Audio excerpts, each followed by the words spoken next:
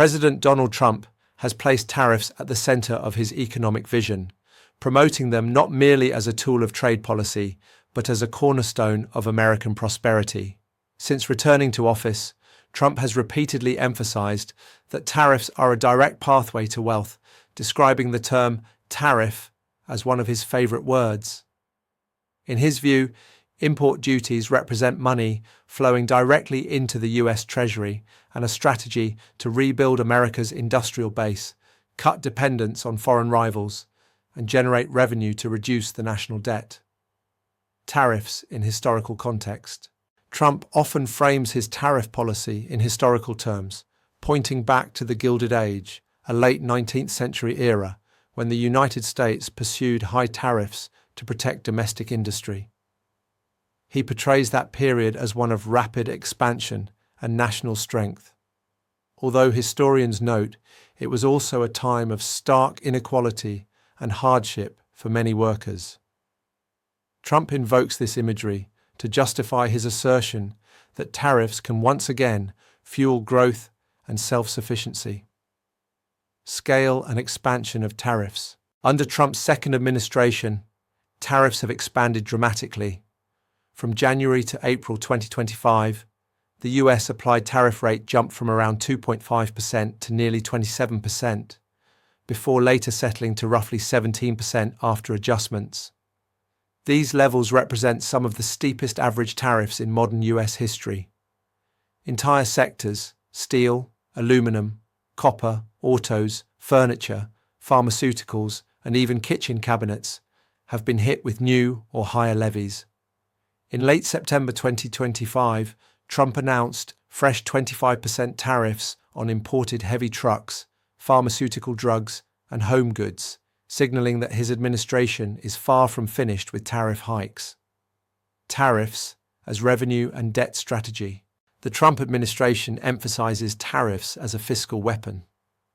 Treasury Secretary Scott Bessent has argued that tariff revenues will increase substantially in the coming years and can be used to reduce the federal deficit and national debt. Unlike past measures that considered rebating tariff revenues to American consumers, the administration insists that funds will now remain with the Treasury to strengthen the nation's finances. Trump frequently underscores that every dollar in tariffs is money collected from foreign exporters, though economists note that in practice, US importers and consumers often bear the costs. Supporters' arguments. Proponents argue that Trump's tariff-centered approach has several benefits. It encourages companies to reshore manufacturing and invest in US production.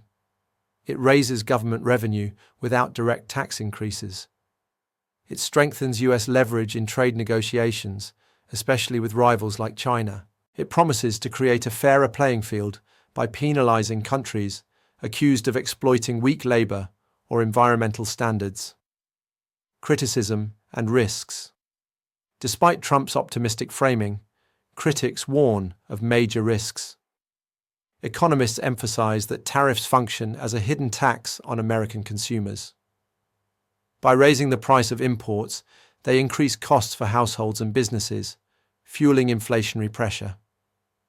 Analyses from progressive think tanks suggest Trump's tariff policies could cost the average US household up to $2,400 annually in higher prices. Small businesses that rely on imported components may also be hit disproportionately hard, while large corporations with political connections could secure exemptions. Financial leaders, including billionaire investor Ken Griffin, have criticized the administration for granting tariff favors to certain companies, arguing it creates an uneven playing field. There are also concerns about international retaliation. Trading partners affected by Trump's tariffs may impose their own duties on US exports, squeezing American farmers and manufacturers that rely on overseas markets. In a globalized economy, the ripple effects could undermine growth even as revenues rise. Broader implications. Trump's reliance on tariffs signals a sharp departure from decades of US economic policy, which prioritized free trade and global integration. For his supporters, it marks a return to economic nationalism and self-reliance. For his critics, it risks triggering trade wars, weakening alliances, and burdening American families with higher costs. Ultimately, Trump's claim that tariffs are the key to US wealth reflects both his economic philosophy and political strategy. By presenting tariffs as a straightforward, patriotic mechanism to generate money and rebuild industry, he appeals to voters frustrated with globalization. Yet the true test will be whether these policies produce broad-based prosperity, or whether the costs outweigh the benefits. With tariff rates climbing, industries adjusting, and households bracing for higher prices, the debate over Trump's tariff-driven economy is intensifying. For now, one thing is clear. Tariffs are no longer just a bargaining chip in Trump's America. They are the foundation of his vision for national wealth and economic strength.